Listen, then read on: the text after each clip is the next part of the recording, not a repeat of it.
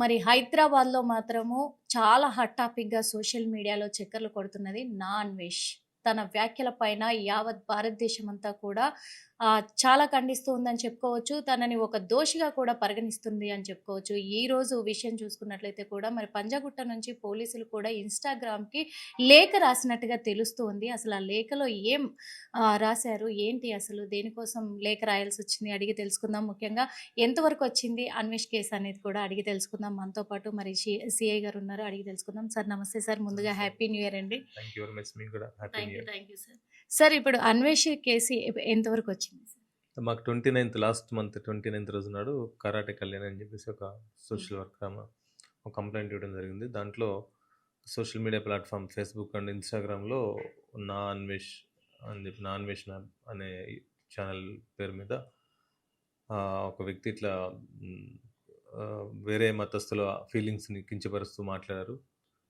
కొంతమంది దేవతల పేర్లను కూడా దాంట్లో కోట్ చేస్తూ కించపరుస్తూ మాట్లాడాడు. అదేవిధంగా శివాజీ నటుడు శివాజీ మీద కూడా అనుచితమైన వ్యాఖ్యలు చేశారని చెప్పి కంప్లైంట్ ఇవ్వడంతో దాని మీద మేము ఎఫ్ఐఆర్ చేయడం జరిగింది. Sections 351 class 2 BNS and 79 299 and IT యాక్ట్లో కూడా కేసులు కట్టింది. దాంట్లో మీరు అడిగినట్టు ఇందాక ఇన్స్టాగ్రామ్స్ కూడా మేము లెటర్ పెట్టాం. సోషల్ మీడియాలో జరిగిన కేసెస్ ఏవైనా కూడా ఏ సోషల్ మీడియాలో ప్లాట్ఫామ్లో జరిగిందో ఆ సర్వీస్ ప్రొవైడర్కి మేము లెటర్ పంపించడం జరుగుతుంది. ప్రైమరీ ఇన్ఫర్మేషన్ కలెక్ట్ చేయడానికి ఆ లెటర్లో అడుగుతాం అనమాట. వాళ్ళు ఇచ్చిన basing on that information we received తర్వాత ఫర్దర్గా ప్రొసీడ్ అవుతాం. అంటే ఇప్పటివరకు ఏమైనా డీటెయిల్స్ తెలిసాయా సార్? అసలు నాన్ వెజ్ స్పందించడం కానీ అంటే ప్రతి ఒక్క వీడియో పెడతానే ఉన్నాడు. ప్రతి ఒక్క సిచ్యువేషన్ పైన కూడా ఎవరు కామెంట్ చేసిన వీడియోలు మళ్ళీ చేసి పెడుతూనే ఉన్నాడు సోషల్ మీడియాలో.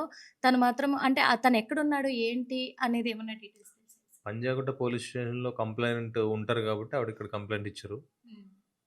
సో అందుగురించి మేము ఇంకా కేసు రిజిస్టర్ చేయడం జరిగింది. బట్ జ్యుడిషియల్ పాయింట్ ఆఫ్ వ్యూలో కూడా మేము లీగల్ ఒపీనియన్ తీసుకుని దాని మీద ప్రొసీడ్ అవుతాం. అంటే తను విదేశాలకు ఎక్కువగా తిరుగుతూ ఉంటాడు. ఇండియాలో ఉండడు సార్. ఇండియాని కూడా అవమానిస్తూ తను కామెంట్ చేయడం జరిగింది. అలాంటిది తనని అదుపులోకి తీసుకోవడానికి ఇక్కడి నుంచి ఏమన్నా స్పెషల్ టీమ్స్ కానీ అలా ఏమన్నా పంపించారా సార్? ప్రస్తుతానికి ఏం లేదు. కేసు కలెక్షన్ ఆఫ్ ఇన్వెస్టిగేషన్ స్టేజ్లో ఉంది. ఇన్ఫర్మేషన్ కలెక్షన్ స్టేజ్లో ఉంది. ప్రాపర్ ఎవిడెన్స్ కలెక్ట్ చేసిన తర్వాత మేము ప్రొసీడ్ అవుతాం. ఇప్పుడు లేఖ రాశారు కదా సార్ ఇన్‌స్టాగ్రామ్‌కి. తన ఐడీ ప్రూఫ్స్ కావాలి అని చెప్పేసి, డీటెయిల్స్ కావాలి అని చెప్పేసి ఇప్పటివరకు ఏమైనా మీకు దానిపైన స్పందన వచ్చిందా? మాకు కంప్లైంట్ ఆవిడ లింక్ ప్రొవైడ్ చేశారు. దాంట్లో ఆ లింక్ బేస్ చేసుకొని అది ఆరిజినేటెడ్ ఎక్కడి నుంచి అనేది మేము అడిగాము. లేదా షేర్డ్ ఇన్ఫర్మేషన్ షేర్డ్ లింక్ అనేది తెలుసుకోవడానికి మేము సర్టెన్ ఇన్ఫర్మేషన్ అడిగాం అనమాట. ఇంకా నాన్ వెజ్‌ని అదుపులోకి తీసుకోవడానికి ఎన్ని రోజులు పడుతుండొచ్చు సార్? ఇప్పుడు ప్రస్తుతానికి అదుపులో తీసుకోవడానికి సరిపడా ఇన్ఫర్మేషన్ మేము కలెక్ట్ చేస్తున్నాం. అది తర్వాత ప్రైమా ఫేసి ప్రూవ్ అయితే ఖచ్చితంగా లీగల్ యాక్షన్ తీసుకుంటాం. Thank you sir.